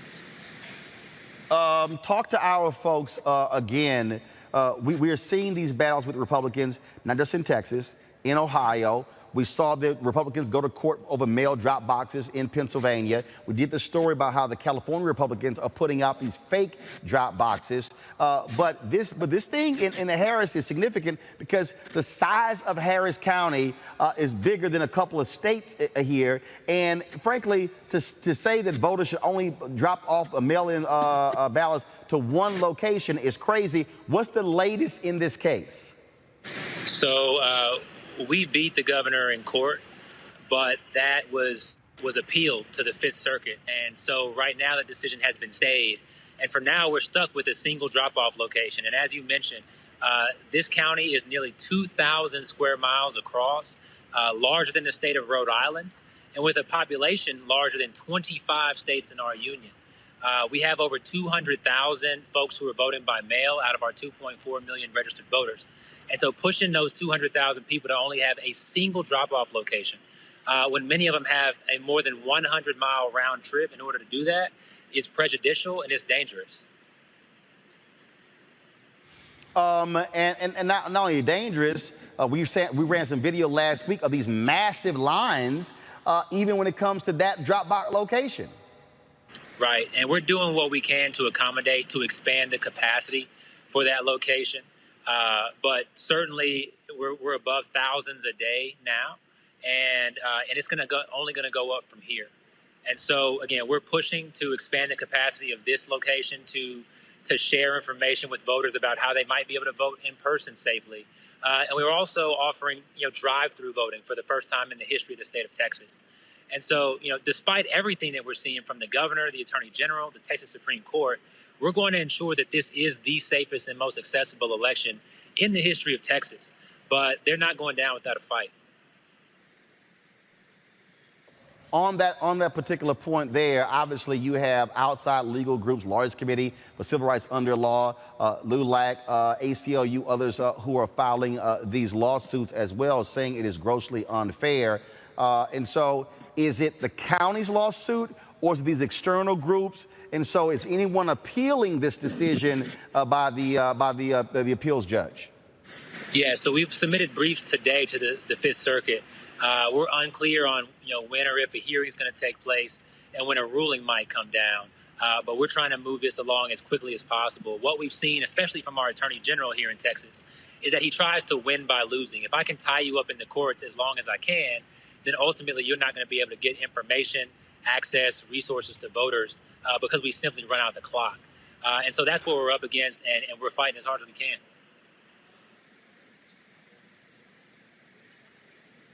All right, Chris, so final thing. As of now, early voting begins tomorrow in Harris County. Let folks know, how many early voting locations do you have in Harris County? But if you want to drop off your ballot, there's only one place you can drop it off in Harris County, as of now. That's correct. We have over 120 early voting locations. We have tripled the number of voting centers since 2016 alone. We're offering extended voting hours. We're going to offer 24-hour voting on October 29th for the first time in Texas history and only the second time in U.S. history. And you can go to harrisvotes.com/locations to find a location near you and to see the approximate wait time at those locations so you can get in and get out and get back to your family as safely and quickly as possible. All right, Chris Hollins, Harris County Clerk. I certainly appreciate it, sir. Thank you so very much. Thanks so much. Have a great evening. All right, folks, just so you know, tomorrow I'm actually going to be there. I'm going to be there tomorrow in Harris County. What is happening tomorrow, the folks at Black Voters Matter, they're actually holding a rally that's taking place tomorrow at the Fountain of Praise. They're doing all sorts of different things to get folks out to vote. And so let me just go ahead and show you guys this graphic here. Tomorrow, again, Tuesday, Fountain Life Center, 14075 South Main Street in Houston. At 12:30, they're doing a Black Voters Matter caravan and rally. But at 5:30, the social distance rally will start. If you are in Houston or Harris County, I would love to see you. We'll be broadcasting Roland Martin Unfiltered from the Fountain of Praise tomorrow. But we'll be live at 5 p.m. Central, 6 p.m. Eastern. We, of course, Grammy Award-winning singer, Grammy-nominated singer Brian Courtney Wilson. He is going to be he's going to be on the program singing. They got free food out there as well, and so again, this is all about getting folks fired up. Free boxed meals, free swag, also free PPE. Again, that's Latasha Brown, Cliff Albright with Black Voters Matter. Their bus is going to be all across the city tomorrow. They're going to be spending time also in Galveston, Texas. They're going to be coming to Dallas later this week as well. So I'm looking forward to being with them tomorrow at Fountain of Praise. Got to go to break. We come back to talk about that case out of Wisconsin next on Roland Martin Unfiltered. Black people have said that for years, that white men, especially white men with money, were afforded all these passes. ear. I'm listening to her.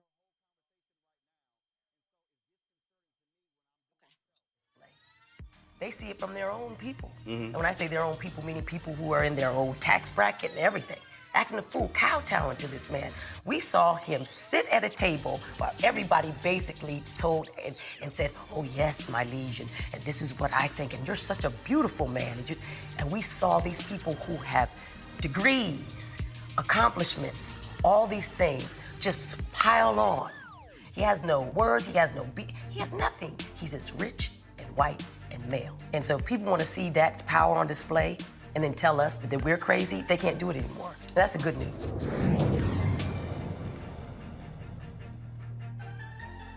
Yo, it's your man Deion Cole from Blackish, and you're watching Roland Martin, Unfiltered. Stay woke.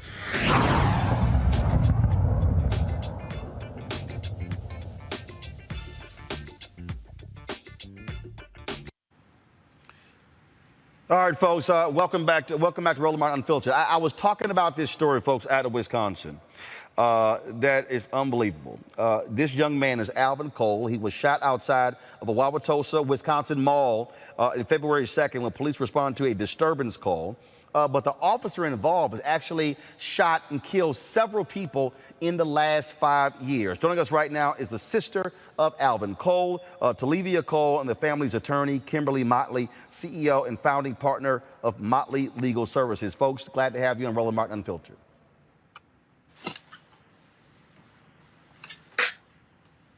Talivia?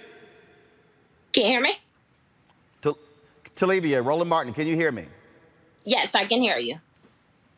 Okay, Kimberly Motley, can you hear me? Kimberly, can you hear me? Yes, I can. Yes. Okay, now I have both of you. Talivia, tell us please, or Kimberly, Kimberly, I'll start with you. What exactly happened? What happened to Alvin Cole? Well, in February 2nd of this year, Alvin Cole went to the mall with a bunch of his friends, and he was there, and there was an argument in the mall. When he came out the mall, there was a commotion, and the police were called to the mall. And ultimately, when he left the mall, him and his friends were chased by a number of police officers. They were ultimately arrested, some of his friends, and ultimately Alvin Cole was asked to surrender. He did run first. He had a weapon on him. He fired the weapon, and he accidentally shot himself. And so the gun was empty, and he was on his hands and knees. Between him accidentally shooting himself, and the Officer Mensa was running up behind him. And while Alvin Cole was on his hands and knees, he shot at him 5 times, 2 times to the back, 3 times when Alvin Cole was face down on the ground. Despite the fact that there were at least 4 other officers at the scene at the time, Officer Joseph Mensa was the only officer who fired his weapon. He was the only officer that claimed that Alvin Cole was pointing a weapon at him, and he's the one that ultimately shot and killed Alvin Cole. Now, it's important to note that Officer Joseph Mensa has only been on the Wauwatosa Police Force for 5 years. Within that time period, he has fired his weapon 19 times, and Alvin Cole was the 3rd person that he has shot and killed. He has never been charged with a crime. He has never been terminated from his employment. And so we are asking for that he be held accountable. And we believe that Officer Joseph Mensa should be charged for a crime, and also he should be terminated immediately from his job. Talivia, here I have this story up from KSTP, where the police chief of Wauwatosa said there's no reason that Mensa should be fired, even though, as Kimberly said, he's killed 3 people in 5 years. Yes, it's absolutely ridiculous. Wisconsin has been, in the dark for so long that they think no one would challenge them. And today is the time. This is the time. He failed to render aid to each victim after he shot and killed them. Even when he was the only officer there, he failed to wait for a backup. He just failed to do everything he needed to do as an officer, even in de-escalation. So now there's a third person, and it's my little brother who was on his way to college, who was about to graduate high school. So the question is, how many more must die in the hands of Joseph Mensah? Kimberly, this is certainly obviously disconcerting. There have been protests there in Wauwatosa. This story has not gotten a lot of national attention. I want to thank Howard Fuller for reaching out to me and bringing this to my attention. What more can be done? What are y'all hoping is done? Obviously, the district attorney is there, decided there are no charges. The police chief said he's not going to be fired. What's next, Kimberly? Well, I mean, I think it's important to note that the district attorney said basically he cannot prove this beyond a reasonable doubt, but he has never said that the shooting was justified. 2 days ago, the Fire and Police Commission, they hired an investigator, and that independent investigator determined that Officer Joseph Mensah is unfit to be an officer and has said that he is not credible and he should be terminated for cause. And so we believe that DA John Chisholm is completely wrong with his decision. We believe that there needs to be a special prosecutor to be called to re-review these cases of the 3 young men, Alvin Cole, Jay Anderson, and Antonio Gonzalez. We believe that the Fire and Police Commission should do as their investigator, whom they hired, did, and follow his recommendations, and to terminate him immediately from his job. And we also believe, frankly, that under the failed leadership of Chief Weber, who has been a police chief of Wauwatosa for 38 years, that he also should be fired. He has normalized this behavior by Officer Joseph Mensah. And even though Officer Joseph Mensah may be the one that's pulling the trigger, we certainly believe that Chief Weber, DA John Chisholm, and frankly, Mayor McBride are helping to put the bullets in the gun. And so there needs to be an accountability for this, and that needs to start with Officer Joseph Mensah being terminated and criminally charged. Talivia, your final thoughts. Roland, like I said, it's a lot going on, and in the beginning they wanted us to be silent, and I'm very grateful for this platform because, I'm my brother's keeper. I can't just let him, die in vain, especially watching the video, hearing him scream, no gun, before several shots were fired at him, and that's what the media failed to play. That's what the media failed to say, because my brother screamed, no gun, before he was shot. While being shot, you hear another officer saying, stop. These are crucial things in an investigation. And if the DA doesn't believe that, that's a problem. It's a problem that he is the same DA that on Antonio Gonzalez case, on Jay Anderson case. This is a conflict of interest. How do we believe that DA Chisholm will handle this investigation as if he would have handled any other investigation? We do not believe he is fit to prosecute this case. That's why there needs to be an appointed prosecutor for this case, besides DA Chisholm, who has allowed Joseph Mensah to be still in these streets, knowing that he is a coward, he is a killer, and he's going to kill again. Talivia Cole, Kim Motley, we certainly appreciate you joining us to tell us about this story, bring it to the attention of our viewers. Thank you so very much. Thank you for having us. Thank you, Roland. All right, folks, lots of new viral ads targeting Donald Trump. Thank you. Roll it. Going to ask that we bow our heads in prayer. God remembers our sins. He sees our lying and our cheating and our corruption. And the scripture says, be sure your sin will find you out. He was a playboy. He loved ease and he loved pleasure. And the Bible says, woe to them that are at ease. If you don't support me, you're going to be so poor, you're not going to believe it. The events of this past year. Coronavirus. We pretty much shut it down. Coming in from China. And the events of this present hour. They are dying. That's true. And it is what it is. Would indicate to me that we're already experiencing judgment upon judgment upon judgment. I am the chosen one. This may be the last moment that you'll ever have. And now is the moment. You get up and come.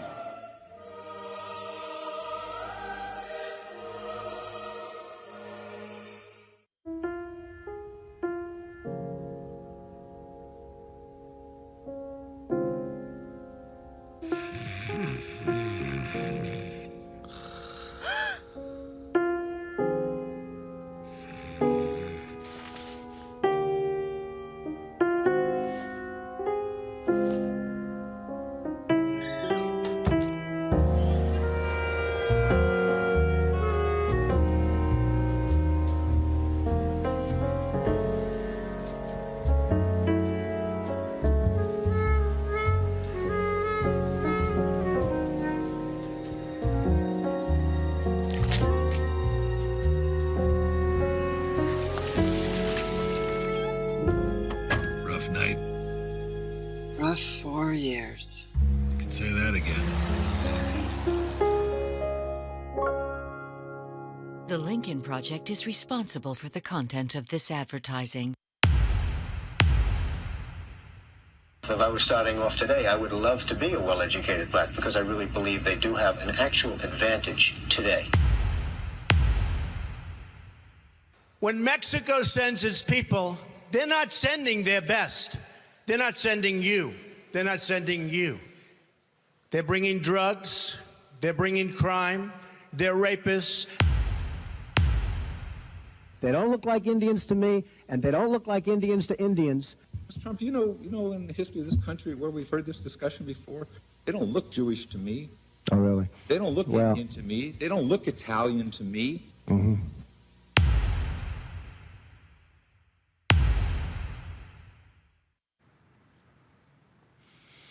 All right, Teresa, Quentin, what do y'all make of those antiviral ads? Lincoln Project, Teresa, was featured on 60 Minutes last night. Man, they've been swinging hard on Donald Trump. I need the contact information for whoever's coming up with that type of strategy. But listen, I said this before, you know, I think the campaign, the Democratic campaign has decided to be a little lax on the media advertisement, on the negative ads for Donald Trump. So I'm happy that the organizations like the Lincoln Project, Common Cause, and various other attack ads are happening. But to be quite honest, I didn't even see it as an attack. If honest, we're talking about facts. It is an absolute fact. You know, the numbers have been skyrocketing for 200,000 that have been killed here in America due to the pandemic because of negligence. And then globally, 1 million. And then there's so many other issues that I think, you know, even these 30-second ads have really hit a touch point as it relates to, you know, just kind of understanding the process of how some of these ads are made. So. Well, look, first of all, Quentin, look, the viral ads play a critical role because, again, it's constant. It's a barrage of messaging. That's the whole key, barrage of messaging. I think it's important. I think it's good that they did it. I really feel like they were very colorful. Some of them, I was very surprised to see the one with the elephant. I really liked the one with Billy Graham. I think it really just kind of shot it home. And I mean, I think they need to do it more, especially going down to actual election day. Pump it out, pump it out, pump it out. Because, I mean, I think people get tired of hearing the same politicians saying how bad he is. I think when you kind of put those videos together, you put them out there for people to pick and choose and just see and see and see and getting it from different angles, I think it's really important. I mean, propaganda is king.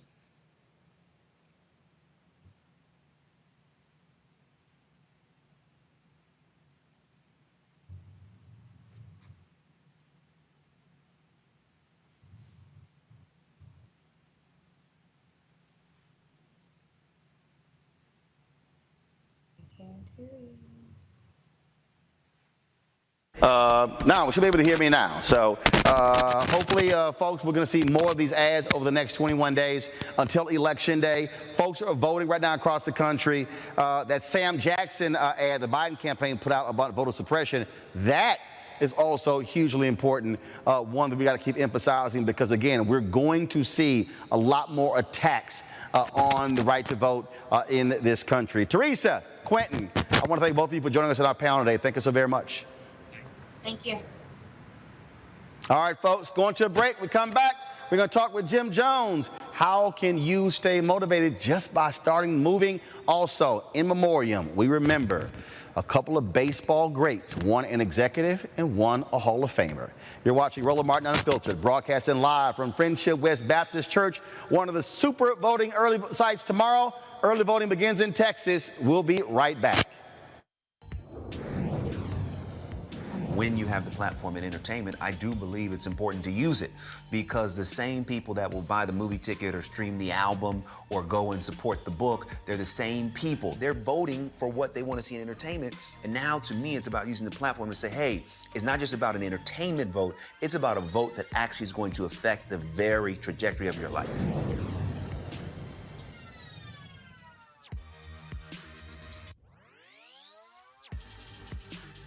Hello, my name is Angela Rye, and this is my daddy. Eddie Rye Jr., You only have one vote. What do they do with that, daddy? use your vote.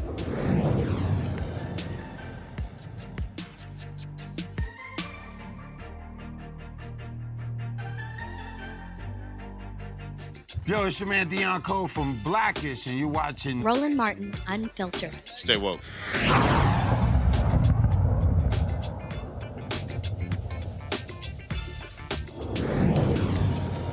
Black people have said that for years, that white men, especially white men with money, were afforded all these passes and, get out of jail free cards.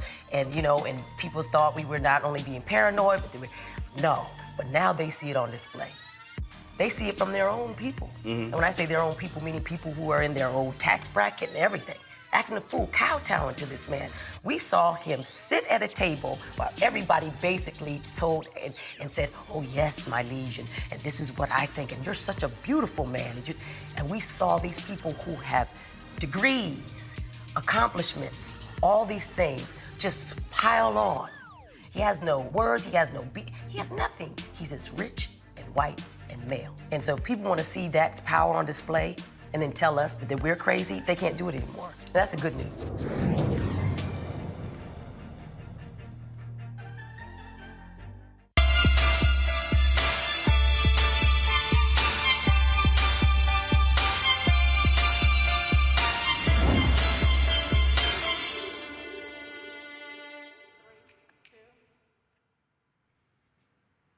All right, my man Jim Jones is here. So Jim, I want to talk about this here. So this is a photo here, folks. I was outside today here at Friendship West Baptist Church. I stayed at a local hotel, which is not far from here. But the problem is because of coronavirus, the gym was shut down. And so I couldn't work out in the gym. So I decided to go ahead and come to the church. I knew we had to set up shop here, and so I walked all the way around. And so the parking lot, massive parking lot, and so essentially it was 1 mile was completing one lap. And so I got in almost my 10,000 steps, and so trying to get it all in. And Jim Jones, who joins as a fitness expert, the reason I want to have you on this week because, I posted something the other day on my Instagram channel, and somebody decided to come on and wanted to run their mouth, and we were talking about just movement. And so this person was like, oh, you should have got your heartbeat up, your heartbeat was too low, you need to be it should have been more fast. And I was like, because what I did was I was watching a movie and I decided to just get on my treadmill, put it on 2.0, and then I walked and then I raised it to 2.5. I wasn't trying to work a sweat up. I was just trying to take a nice gingerly walk. And, and these folks start commenting, oh, no, you got to go harder, you got to go more. I'm like, no, fool, it's called movement. Right. Right, Roland, can you hear me? So let's talk about movement. Why we have, yes, I can hear you. How important is movement when it comes to not just working out hard, but just moving your body? For sure. Well, Roland, the first thing I always say is you got to make fitness feasible, right? And when people are on the internet, you have so many internet fitness gurus. And what the fitness industry tends to do, they tend to market towards the fit industry and they get overly scientific and overly technical. But at the end of the day, fitness is about moving. The more you move, the more calories you burn, the more your heart rate goes up, and just the better shape you're going to be in. So you had the perfect idea. And the first thing I tell people is, do what you did. Do what you're going to do, like watch a movie, watch the basketball game, watch a presidential debate, and just walk on a treadmill and just move because you know what? Before that, you weren't doing that, right? People usually just sit there and do stuff. So, Roland, you're actually onto something. You're making fitness feasible, and that's the key right there. So, Jim, here's a perfect example. I'm going to show you this right here. I'm going to show you this right here. And so this is the photo that I shot. And so I walked for an hour. I burned 537 calories. And the average heart rate was 102. I wasn't like going hard. I wasn't trying to sit here. And I got it in about an hour. I got in almost 9,000 steps.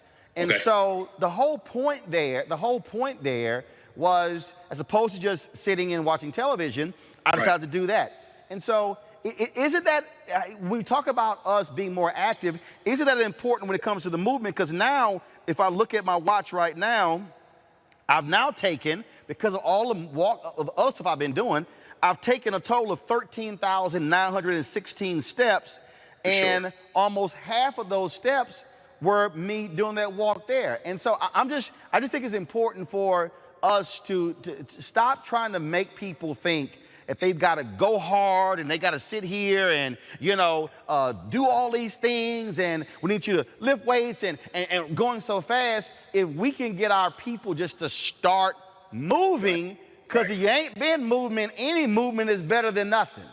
For sure, Rowan, you're spot on. You know what? So I've helped over 1,000 clients get to their goals, and the first thing I tell them is fitness is doing more than you did the day before. That's all it is right there. And that's how I've helped so many people reach their weight loss goals and just do a little bit more. Like you said, Roland, people are just sitting down doing nothing, watching TV, you know? So if you're getting on a treadmill, taking your steps in, and you got to understand that's all bonus, right? So at the end of the day, you look up, you lived your regular life, you incorporated fitness into what you were going to do. And that's how I tell people, if you're going to be consistent, fitness has to be a lifestyle. You're always going to watch the game. You're always going to watch your TV show. If you can walk and do that, if you can blend fitness in your lifestyle and make that one, that's the key to success, Rowan. So you're on to something, Rowan. I don't know who was in the comments, man, but, you know, that's the problem with the industry. They got to stop doing that. You're making fitness feasible, and that's the key to success. Well, in fact, I was just sitting here, and one of the folks said, this is all true. This person said, I walk while watching the show. Mm-hmm. That's perfect. Again, I mean, that's perfect. It's a 2-hour show. If you're going to watch the show, and here's my whole point. You ain't got to go hard. Just take a gingerly walk. You're watching the show. For sure. Absolutely. And like I said before, the key to success is exercise has to work into your lifestyle, right? Do it. So that's a genius. So whoever did that, you know, shout out to the watcher out there. That's a perfect blend. I mean, listen, I would love to have her as a client because she's already gets the mindset, right? If you're watching the show, if you're doing what you love, add working out onto that, and that will help you like exercise, right? I think a lot of times in the fitness industry, we want to just force people to work out. No, let them do what they like to do, and then let them work out while they're doing that. That's a perfect start to that's a gateway into building a healthier lifestyle, right? Because your blood's flowing, you're already used to working out. So now when I come and give you the burpees, it's nothing. You're looking forward to it because you're already in the groove. All right, then. Jim Jones, I appreciate it, man. Thanks a lot. How can people reach you? Listen, they can reach me on Instagram at GYMJONEZ, and on Twitter, I am Jim Jones, GYMJONEZ Global. I have a huge event on Saturday. I'm doing go-go concert and fitness combined. So if you're in Washington, D.C. area, come check me out. All right, Jim Jones, we certainly appreciate that, joining us on Fit, Live, Win. All right, folks, just one more item here, that we lost a couple of folks who were greats in the area of baseball. Joe Morgan, Hall of Fame baseball player, a longtime player for the Cincinnati Reds. He also played for my hometown, Houston Astros. He died on Sunday at the age of 77. He had struggled in recent years with various health issues. He was a 2-time National League Most Valuable Player, a 10-time baseball all-star, 5-time Golden Globe winner. As I said, spent the majority of his 22 years with the Reds and the Astros. He, while is known as the best second baseman in the history of baseball, he also gained renown for his 25 years as a broadcaster. After his baseball career, he is survived by his wife of 30 years, Teresa, and their twin daughters, Kelly and Ashley. He's also survived by daughters Lisa and Angela from his first marriage to Gloria Morgan. Our hearts are certainly with the great Joe Morgan. Baseball also, folks, lost former top executive, Major League Baseball, Jimmy Lee Solomon. He died at the age of 64. His family found him dead at his home in Houston. Solomon was among the highest-ranking black executives in baseball. He left in 2012. He established many of the baseball youth academies and assisted in launching the annual Futures Game of top prospects. He joined Major League Baseball in 1991 as director of minor league operations and was promoted to senior vice president of baseball operations in 2000. In 2005, he became the executive vice president of baseball operations, where he was given authority for on-field discipline, security, and ballpark management. He had just announced a major deal that he was doing with a private equity company in Houston just last month. The business that Dusty Baker, the Houston Astros manager, is also involved with. And so just a stunning loss right there of Jimmy Lee Solomon. So our thoughts and prayers. He was a great guy. I often talk to him on several different occasions. And so, again, Jimmy Lee was just a really great guy, and we definitely hate to lose him. Folks, don't forget, tomorrow I'm going to be at Fountain of Praise in Houston, Texas, where black voters matter. They are having a big-time social distance rally. Singer Brian Courtney Wilson is going to be there. Also, I believe Yolanda Adams is going to be there as well. And so we are looking forward to all of that. We wanted you guys to come on out. If you're in Houston, we've got food that's going to be out there. We've got any number of things that's going to be out there. And so we're looking forward to that. And so I'm going to be broadcasting this show live from Fountain of Praise Church tomorrow in Houston, Texas. Let's pack it out. Social distance, wear your mask. So we're going to stay safe, but please do that, folks. So let's do that. All right, then. I am, of course, we're sitting here, folks. Again, we're done today for the show. We are here at Friendship West Baptist Churches. So what you're seeing, folks, behind me, you're seeing the voting machines. This place is going to be jam-packed tomorrow, the first day of early voting here in Dallas County. I actually vote somewhere else. My parents, they work the polls as well, and so folks are going to be all throughout here, almost 30 voting machines here. They're going to be running them through. We want to make sure that we're voting, and so please, folks, listen. My mama already sent me a text. She works the polls. She's like, look, don't y'all wait for the last day. Get it done early. And so tomorrow it's going to be lots of lines. Look, you may not want to vote tomorrow, first day, but get it done. Don't wait until November 3rd. Folks, also, if you want to support Roland Martin Unfiltered, your support allows us to be able to go on the road and do the show live, not just in D.C. I've already gotten some text messages. There are folks asking me, can I come do the show from Florida? October 24th, Sheena Mead with the Florida Rights Restoration Coalition. They already sent me that. We're going to be live tomorrow in Houston. We want to do more of this, taking our show on the road, being able to tell our stories. You can support us by going to Cash App, $RM Unfiltered, PayPal.me/R Martin Unfiltered. Of course, Venmo.com/RM Unfiltered. You can also send a money order to New Vision Media Inc. NU Vision Media Inc. 1625 K Street Northwest, Suite 400, Washington, D.C., 2006. We've got more than 13,000 members of our fan club. Our goal is to have 20,000 people who are donors to our campaign. We're asking $50 each for the year. That's $4.19 a month, 13 cents a day. Your dollars make it possible for us to do what we do. And so please support us in any way that you can.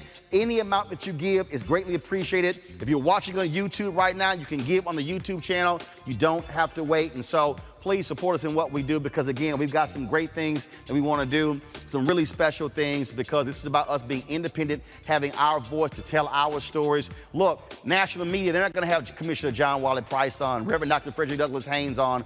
We have the ability to be able to tell these stories. Same thing with Alvin Cole, that story. National media is not paying attention to it.